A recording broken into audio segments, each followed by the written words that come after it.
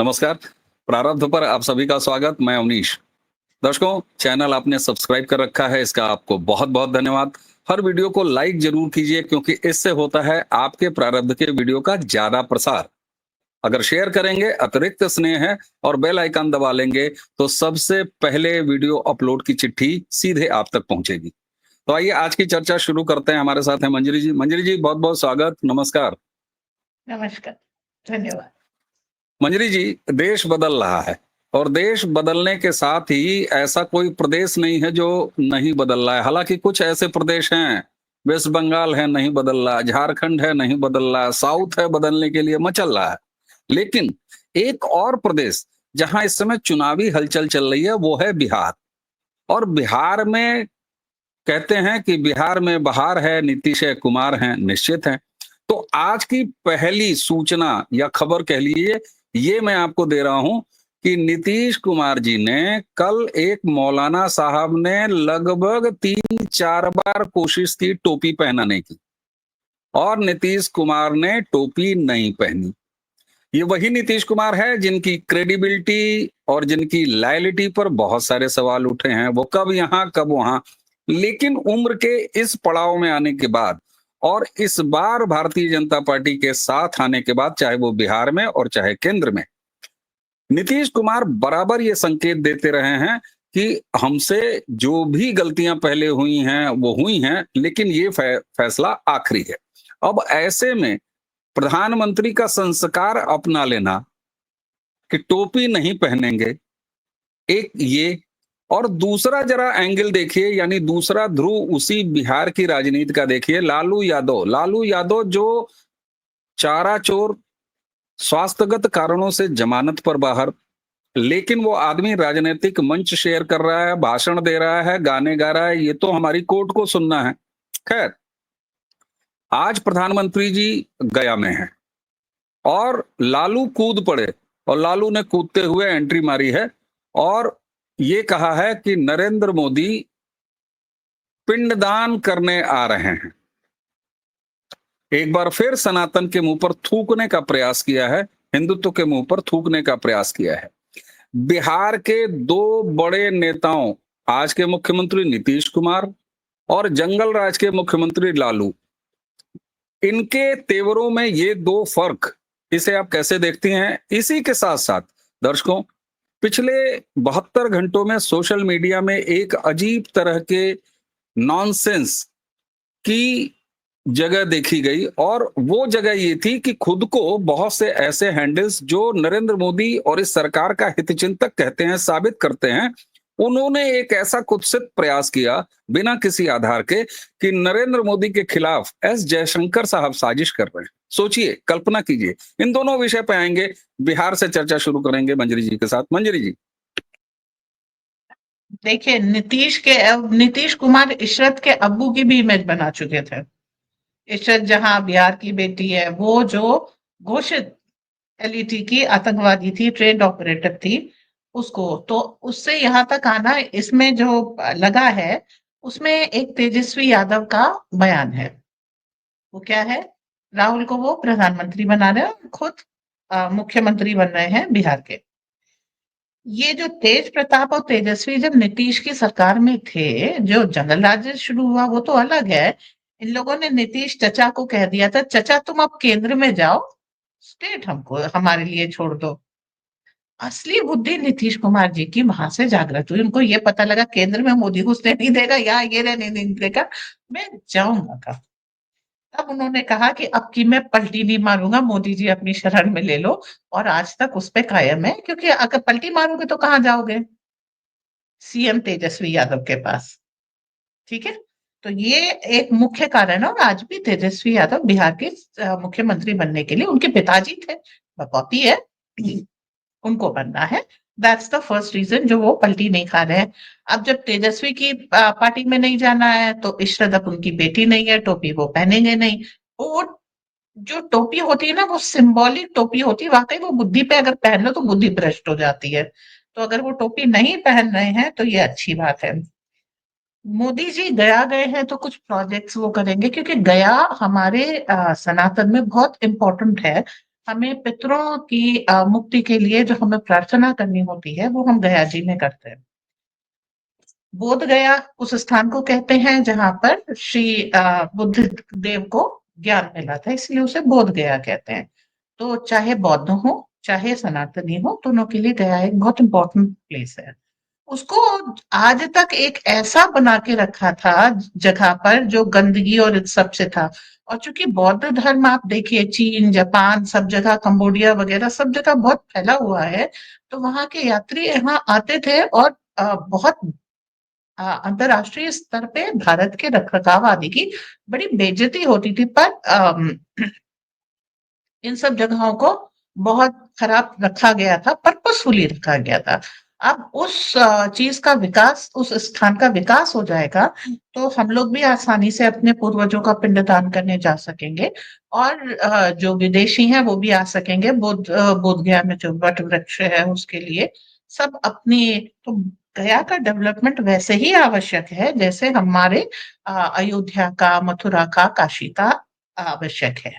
तो लालू को तो देखो, लालू को तो टोपी पहननी है और उन्हीं के बीच में काम करना है। या तो नक्सलवाद बढ़ाना है, अपराध बढ़ाना है, टोपी पहननी है, ये सब बढ़ाना है, तो उनके लिए गया का कोई स्थान नहीं है। पर गया, हम लोग कहते हैं ना गया कराए हैं, इनकी गया हो गई है, मतलब वो हम स्थान विशेष का वो करते हैं। तो मोदी जो कर रहे हैं घूम फिर करके सनातन की स्थापना कर रहे हैं। अब देखिए विपक्ष पे आ जाते हैं। विपक्ष बचा नहीं, विपक्ष के पास कोई मुद्दा बचा नहीं। ये जिस तरीके के उल्टे सीधे बयानबाजी जो कर रहे हैं, तेजस्वी यादव कर रहे हैं या लालू प्रसाद कर रहे हैं, इससे उनको वोट नहीं मिलेगा, ये खुद उनको भी मालूम है। लेकिन सीधा बोलेंगे तो उसमें मोदी जीत जाएंगे, वहां पर वो प्रवीण है। उल्टा बोलेंगे तभी इनको कवरेज मिलेगी। तो इनकी मजबूरी है सनातन विरोधी बयान देने का, ताकि ये सब कर सके। अब दूसरी चीज क्या है, वो कहते हैं ना शुरू समय बिताने के लिए करना है कुछ काम, शुरू करो कॉन्स्पिरेसी लेके डीप स्टेट का नाम, राइट। तो इसलिए मोदी और मोदी जी और इसमें एस जयशंकर में ये लगाया जा रहा है। जबकि आप देखिए इतनी सिंक है दोनों के बीच में कि जैसे पहले एक जमाने में होता था ना, योगी को बना दो मोदी को हटा दो, योगी मोदी से विरोध करने जा रहे हैं। फिर क्या हुआ, एक फोटो आई जिसमें योगी जी के कंधे पे मोदी जी ने हाथ रखा है। एक उन्होंने मुश्किल से 15 सेकंड की वॉक की होगी और सारा नैरेटिव ध्वस्त हो गया। एक किसी जगह पर प्रगाढ़ दोस्ती में मोदी जी और एस जयशंकर दिख जाएंगे। इन बुलबुलों में, ये पानी के साबुन के बुलबुले हैं, इनमें कोई दम नहीं है, इनकी कोई शेल्फ लाइफ नहीं है। लेकिन कुछ लोगों को कॉन्स्पिरेसी पेल्ट करने के, अब क्या करें, क्या बात करें। तो वही ये समय बिताने के लिए करना है कुछ काम, कॉन्स्पिरेसी को एक जन्म दे दिया, कुछ उसको रिस्पॉन्ड कर रहे हैं, कुछ उसको फ्यूचर बता रहे हैं, कुछ उसको धता बता रहे हैं। ठीक है, चलो। बिल्कुल ठीक है, बिल्कुल ठीक है। लेकिन सवाल ये होता है कि खुद को मोदी का सबसे बड़ा समर्थक बताना और उसके बाद मोदी जी की चिंता करने के नाम पर ये करना, कुल मिला के अपने आप को कथित राष्ट्रवादी कहने वाले ही ये काम जब करते हैं, तो ये क्या उनके अपने खालीपन का ये उपज है या ये कहीं से प्लेस किया जाता है? क्योंकि जयशंकर साहब बनाम मोदी जी जब खड़ा करने का प्रयास किया गया, तो उसमें अंबानी को भी लपेट लिया। अंबानी से मेरे दिमाग को खटका महसूस हुआ, क्योंकि अडानी अंबानी, कहीं ऐसा तो नहीं है कि कांग्रेस का जो स्लीपर सेल है, कांग्रेस का जो इकोसिस्टम है, वो समय समय पर इस तरह की खुरापात करता है और ऐसे हैंडल्स सोशल मीडिया के जो अपने आप को राष्ट्रवादी कहते हैं, वो धीरे से ये मिठाई उठा के खिलाने का प्रयास करते हैं। इसलिए मैं ये कह रहा हूं कि केवल और केवल 48 या 72 घंटे ये शोषा चला सोशल मीडिया पे, और कल शाम होते होते वे तमाम हैंडल न सिर्फ सरेंडर कर गए, बल्कि ऐसी जितनी भी बकवासें थी वो सब उसी स्पीड से समेटी जिस स्पीड से फैलाई वोट गई थी। चोरी और डेटास के फ्रॉड करने वालों ने अपनी दुकान समेटी। तो सवाल ये होता है कि ये केवल क्या इतने हल्के में लिया जाना चाहिए, या ये वाकई में एक शातिर प्रयास है जो कांग्रेसी इकोसिस्टम बार बार करता है? फिर हम जरा बिहार वापस लौट के आएंगे। मैं चाहूंगा कि इस पे आप थोड़ा सा विस्तार दें, फिर बिहार पे बात करेंगे।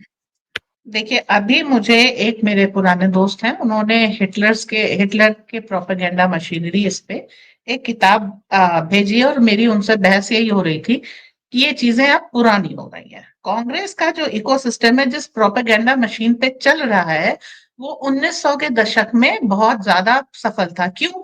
काउंटर की जगह नहीं थी। आपने जो छाप दिया वो सत्य है, काउंटर वो छापेंगे नहीं। आप करते रहिए। जैसे अटल बिहारी वाजपेयी कहते कहते चले गए कि मैंने कभी भी इंदिरा गांधी को दुर्गा नहीं कहा, लेकिन काउंटर उनका उस समय छापा नहीं। बाद में जब सोशल मीडिया के जमाने में उन्होंने कहा तो किसी ने सुना नहीं कि उसको बात को जो है 50 साल के करीब हो रहे हैं।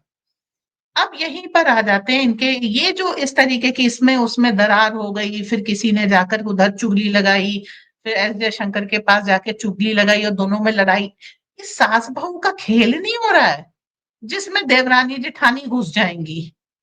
ठीक है, ये एक सधे हुए दिमाग की पॉलिटिक्स है। लेकिन अब क्या करें, ये उसी प्रोपेगेंडा मशीन पे चल रहे हैं कि झूठ बोलते जाओ, अपनी गलती मत मानो, बार बार कोई इल्जाम लगाओ, कुछ ना कुछ तो चपकेगा। रे भाई, तुमने राफेल की कोशिश की, चौकीदार चोर है की कोशिश की, तेली वाली कोशिश की, स्वयं सेवक राष्ट्रीय स्वयं सेवक संघ पे कोशिश की, उम्र के 75 साल पे कोशिश की, योगी मोदी की कोशिश की, कुछ चिपका नहीं। मोदी जी तेल लगा के मैदान में उतरे। जो पहलवान नहीं मैदान में उतरने से पहले तेल मालिश करता है, वैसे वो उतरे। उनको मालूम है ये सब प्रयास होंगे। ठीक है, और ये भी देख लीजिए, वोट चोरी की कोशिश हो गई कुछ। देखो, मैं इसीलिए हंसती हूँ कि प्रशांत किशोर ने बड़ी मुश्किल से एक थोड़ा टिकने वाला मुद्दा लेके आए थे। राहुल गांधी जब से उतरे हैं, उन्होंने पूरी जमीन धो के, झाड़ के, बुहार के, पोंछ के मोदी जी के लिए तैयार कर दी है। अब कुछ भी नहीं चिपकेगा। बस अब ये है कि रेलेवेंस में बने इनके भी अपने दरबारी पत्रकार हैं, और कुछ लोग ऐसा हुआ है जो 2014 के बाद मजबूरी में राष्ट्रवादी बने। जो एक होते हैं शुद्ध सनातनी राष्ट्रवादी, वो तब भी वैसे ही थे, गाली खाते थे, आज भी वैसे ही है, गाली आज भी पड़ती है, ऐसा नहीं है कि कोई बड़े तारीफ मिलती है। लेकिन एक जो है, जो समय के साथ जिन्होंने केचुल बदल ली है, पहले कांग्रेस के पक्ष में थे, लेफ्ट के साथ थे, आज वो राष्ट्रवादी हैं। ऐसे मुद्दे आपको उन्हीं के चैनल पे दिखेंगे। जो इस तरह की चीजों में योगी मोदी में गुस्से लड़ाई हो गई, आरएसएस के मोहन भागवत और मोदी में लड़ाई हो गई, बच्चे थोड़े गुल्ली डंडा थोड़े खेल रहे हैं जो लड़ लेंगे, और अब एस जयशंकर और मोदी में हो गई। ये उन्हीं लोगों की लेवल की बातें हैं। बेहतर है वहीं पर छोड़ दी जाए।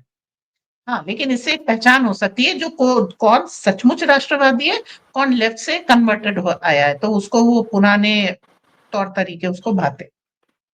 बिल्कुल ठीक बात है। और दर्शकों, इसीलिए बहुत सारे लोगों को, और मेरी टीम भी कह रही थी कि क्या हम इसे एड्रेस करें नहीं करें, लेकिन नहीं, राष्ट्रवादी शातिर नहीं होते, वो कांग्रेसी इकोसिस्टम के लोग नहीं होते हैं, भोले होते हैं, मन से चलते हैं और भारत प्रथम के भाव से चलते हैं। इसलिए अपने हित की, भारत के हित की बात करता हुआ कोई भी दिखाई दे जाता है, उस पर बड़े सहज ढंग से भरोसा कर लेते हैं। इसलिए चेताने के लिए भी इस तरह की चर्चा आवश्यक है, उन बिंदुओं को छूना, आपके सामने रखना आवश्यक है। इसलिए स्पीड कम रखिए, रुकिए, जैसे सिग्नल में होता है, रुकिए, इधर देखिए, उधर देखिए, उसके बाद फिर जेब्रा क्रॉसिंग से सड़क क्रॉस करिए।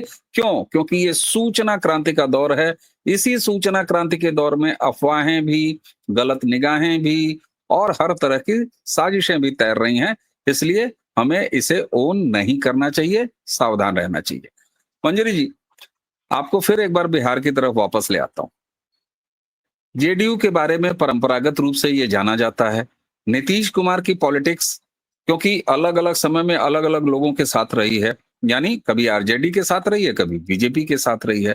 लेकिन नीतीश कुमार के बारे में ये भी कहा जाता है कि उनको और उनकी पार्टी को मुसलमानों के वोट भी अच्छी खासी संख्या में मिलते रहे हैं बिहार में। इस बार टोपी नहीं पहनना, पूरी तरीके से भारतीय जनता पार्टी के एजेंडे को ही सामने लेके चलना, क्या ये मान लिया जाए कि नीतीश कुमार को परवाह नहीं है मुसलमान वोटों की, या उनको ये पता चल चुका है कि अब मैं जिस रंग में अस्थायी रूप से रंगा हूं, मुझे वोट मिलने भी नहीं है? तो ये हेट यू लव यू वाला रिलेशनशिप है, या ये मजबूरी का कदम है, या ये नया अवतार है नीतीश कुमार का? क्योंकि बिहार इलेक्शन के नजरिए से इस पर बात करनी बेहद जरूरी इसलिए हो जाती है मंजरी जी, कि एक तरफ कांग्रेस राहुल गांधी की अगुवाई में अपने आप को लश्कर कांग्रेस के रूप में प्रस्तुत कर रही है, दूसरी तरफ जूता पहन के यज्ञ में शामिल होता है सजा याफ्ता लालू प्रसाद यादव, और यज्ञ में ऐसे आहुति फेंकता है जैसे हिकारत के भाव से। तो क्या अब ये क्लियरिटी आ रही है जिसकी हम लोग आलोचना किया करते थे कि भाई सबका साथ सबका विकास जैसी चीज नहीं होगा, क्या इस फिलॉसफी को अब नीतीश कुमार भी ओन कर रहे हैं? मुस्लिम वोट अप्रासंगिक है। आप वो देखिए, जब आप जीतते हैं ना, मेजोरिटी से जीतते हैं, और आप मुस्लिम वोट्स पे भले ही फोकस कर लीजिए, मेजोरिटी में तो है ही नहीं। ठीक है, अभी जो एसआईआर चल रहा है उसके कारण और बड़ी माइनॉरिटी में आने वाले हैं, तो उनको डिस्कार्ड कर दीजिए। पहला इसके ऊपर वो किया था योगी आदित्यनाथ के दादा गुरु ने, जिन्होंने कहा था अगर मुझे किसी मुसलमान ने वोट दिया तो मैं बैलेट बॉक्स धो दूंगा। धोने की बात कर रहे थे। तो अब जब 2014 में प्रधानमंत्री मोदी चुने, ऐसा नहीं उनके विरोध में बम्पर वोटिंग नहीं हुई है, बहुत हुई है, लेकिन उस दिन मुस्लिम वोट अप्रासंगिक साबित हो गया था। और आज जिस चीज पे चल रहे हैं, नीतीश कुमार इस तरफ इसलिए आए हैं कि उनको मालूम है कि उनकी राजनीति पूर्णतया समाप्त हो जाएगी। वो बिहार छोड़ करके केंद्र में जा नहीं सकते, और बिहार में अगर मोदी को छोड़ेंगे तो तेजस्वी यादव के साथ संभव नहीं है।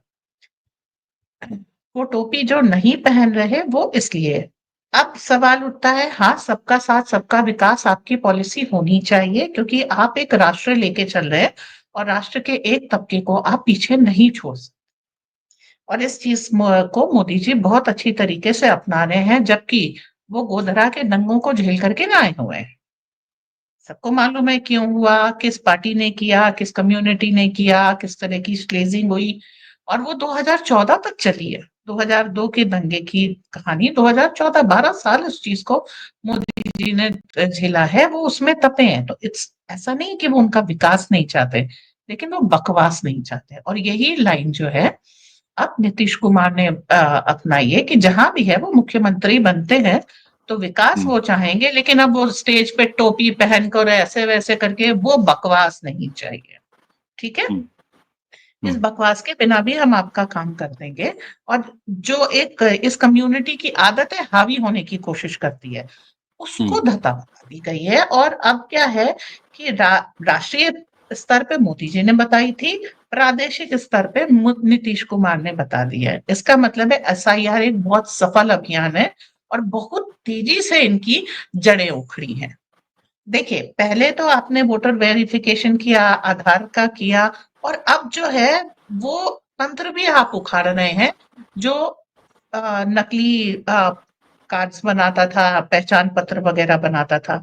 तो सिर्फ आप लोगों को नहीं पकड़े, अभी तक क्या हो रहा था, सिर्फ लोगों को पकड़ा जा रहा है, अब उस तंत्र को पकड़ा जा रहा है जो इस काम को कर रहा है। इसके विपरीत बंगाल की एक बात मैं कह दूं, 9 गुना वृद्धि आई है बंगाल में मुस्लिम वोटर रजिस्ट्रेशन की।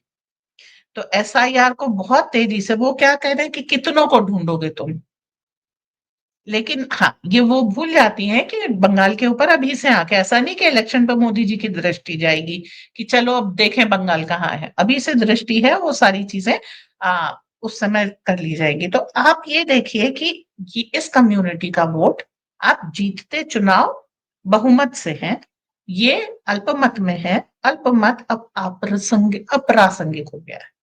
अब उसका कुछ नहीं हो सकता। हाँ, इनके लिए एक संदेश है, वही फॉल इन लाइन, कायदे में हम्म, रहोगे तो फायदे में रहोगे। बस इसी पे अब आके बिहार की राजनीति चलेगी, और एक जो ढुलमुल रवैया था वो भी नहीं चलेगा, क्योंकि आप देख रहे हैं कि बिहारी को काम करने के लिए, सब चीजों के लिए बिहार से बहुत बाहर जाना पड़ा है। और जहां जहां वो काम करने के लिए जा रहे हैं उस प्रदेश में उनको बहुत रेजिस्टेंस मिल रहा है, चाहे कर्नाटक हो, तमिलनाडु हो, सब जगह हो। हम्म, हम्म, तो वो चाहेंगे कि बिहार का विकास वो बिहार में रह करके करें, और काफी सारी फैक्ट्रीज और इस तरह की, जैसे सेना के जूते बनाने की, ये सब वहां पर लग रही हैं, और वो शुरू होगा।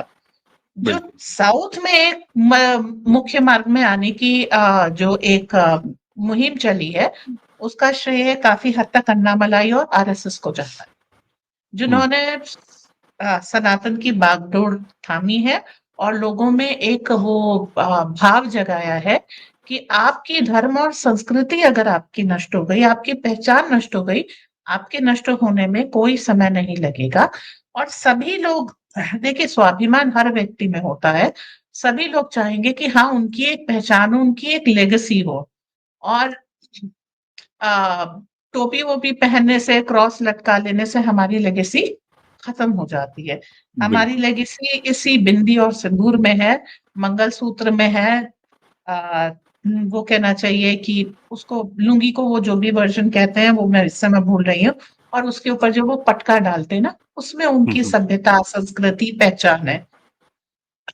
तो ये पूर्वजों की धरोहर है। हमारे यहाँ वैसे भी एक पितृ ऋण होता अंग है। वस्त्रम। हम्म, हाँ, तो पितृ ऋण केवल जो है मृत्यु के बाद नहीं होता या संतान की उत्पत्ति से नहीं होता। जो उनकी परंपराएं हैं उसको फॉलो करना और आगे वाली पीढ़ी को सिखाना, ये भी हमारे पितृ ऋण चुकाने का एक तरीका है। और इसको हम अपने हिसाब से जरूर करेंगे। तो साउथ भी इसीलिए मुख्य मार्ग में आ रहा है। केरल में आरएसएस को बहुत सफलता मिल रही है। तमिलनाडु में अन्नामलाई और आरएसएस को बहुत सफलता मिल रही है। और जगन मोहन रेड्डी जब तक आंध्रा में थे मुख्यमंत्री, उन्होंने बहुत क्रिश्चियनिटी फैलाई। पर आजकल वो भी मोदी मोदी गा रहे हैं। और आपको ये तो मालूम है, चंद्रबाबू नायडू अ, वो बिल्कुल। मोदी के इस समय बहुत अच्छी तरीके से भक्त बने हैं, जिन्होंने एक बार कोशिश की थी कि मोदी ना आए। वैसे अभी बीच बिल्कुल। में चंद्रबाबू नायडू भी इस कांग्रेस के पाले में जा रहे हैं, ऐसी खबरें भी उड़ाई गई, तो उसके ऊपर भी बड़े बड़े आर्टिकल लिखे गए थे। ठीक जी, बात। तो इस तरह की मोदी की इससे लड़ाई हो गई है, उससे लड़ाई हो गई है, ये वो मुझे वही एकता कपूर के सीरियल्स की याद दिला देती। ये बड़ा अच्छा कहा आपने, एकता कपूर के सीरियल वाली बात, जिसमें 3 शॉट अलग-अलग तरीकों से आती है। इसी तरह चंदू खाने की खबरें हैं, जो हर 3 महीने के बाद इस तरह से पैदा की जाती है। लेकिन खेदजनक स्थिति ये है कि खुद को राष्ट्रवादी कहने वाले हैंडल्स जब इसको मार्केट में उतारते हैं, घुमाते हैं, तब इस पर ध्यान देना बड़ा ज़रूरी हो जाता है। मंजरी जी, इतनी सारी बात हुई और मोदी जी के खिलाफ कॉन्स्पिरेसी है, बिहार में क्या-क्या ट्रांसपेरेंसी है, इतनी ट्रांसपेरेंट हो गए नीतीश कुमार की अब टोपी नहीं पहन रहे, पिंडदान एक बार फिर लेके कूद पड़े लालू। तो ये सेल्फ गोल है तमाम और इसीलिए आरजेडी के लोगों को भी लगने लगा है कि भारतीय जनता पार्टी के स्टार प्रचारक स्वनामधन्य राहुल गांधी राष्ट्र बालक बिहार में हैं और दिनों दिन भारतीय जनता पार्टी के वोट मजबूत कर रहे हैं। लेकिन इसी के साथ साथ चलते चलते एक लाइन की खबर जो अच्छी लगेगी हर राष्ट्रवादी को, वो सुनाते चलते हैं। मंजरी जी, आपको भी, आपको तो खबर निश्चित रूप से पता ही होगी। हेमंता बिश्वा शर्मा और उनका असम, वहां से भी एफआईआर निकलनी शुरू हो गई हैं और करण थापर के खिलाफ एफआईआर, आनंद वरदराजन के खिलाफ एफआईआर, और तो और चवन्नी छाप एजेंडाबाज सुपारी पत्रकार अभिसार शर्मा के खिलाफ भी एफआईआर, अलग अलग धाराओं में। तो अच्छे दिन आ रहे हैं और जिसकी तमन्ना राष्ट्रवादी कहते हैं कि राष्ट्र विरोधी कृत्य करने वालों के सीने पर चढ़ के कानूनी तरीके से इनका दमन होना चाहिए, क्योंकि भारत प्रथम की संस्कृति में 2014 से चल रहे राष्ट्र को अब ये बर्दाश्त नहीं होगा और ना होना चाहिए। जी मंजरी जी। इसमें एक योगी आदित्यनाथ जी का भी कंट्रीब्यूशन है। उन्होंने वहां पर यूपी में एक केस दायर हो गया है राहुल गांधी की राष्ट्रीयता के आधार पे। तो केवल मिनियंस नहीं जा रहे हैं, राजकुमार के ऊपर भी खतरा है। खतरा तो साहब न जाने कहाँ कहाँ है, लेकिन बस एक खतरा नहीं है, सनातन को खतरा नहीं है, भारत को खतरा नहीं है, चाहे भारत के अंदर या भारत के बाहर, चाहे व्यापार हो और चाहे सीने सीमा पर गोलियां आर पार हों, लेकिन भारत प्रथम अब आगे बढ़ रहा है। मंजरी जी, आपने हमें समय दिया, आपका बहुत बहुत धन्यवाद। दर्शकों, चलते चलते एक बार फिर वही रिपीट करूंगा, बार बार रिपीट करूंगा, सब्सक्राइब और बढ़वाइए, लोगों से सब्सक्राइब करवाइए, हर वीडियो को लाइक कीजिए, शेयर कीजिए, बेल आइकन जरूर दबा लीजिए, ताकि जैसे ही मंजरी जी का कोई नया वीडियो प्रारब्ध पर आए तो सबसे पहले बिना टिकट बिना लिफाफे वाली चिट्ठी आपके मोबाइल पर प्रकट हो जाए कि प्रारब्ध पर मंजरी जी एक नया विषय लेके आ चुकी हैं। मंजरी जी, आपको एक बार फिर धन्यवाद। आज की चर्चा अब यहीं समाप्त करेंगे दर्शकों। हमें और मंजरी जी दोनों को आज्ञा दीजिए। नमस्कार, जय जय श्री राम।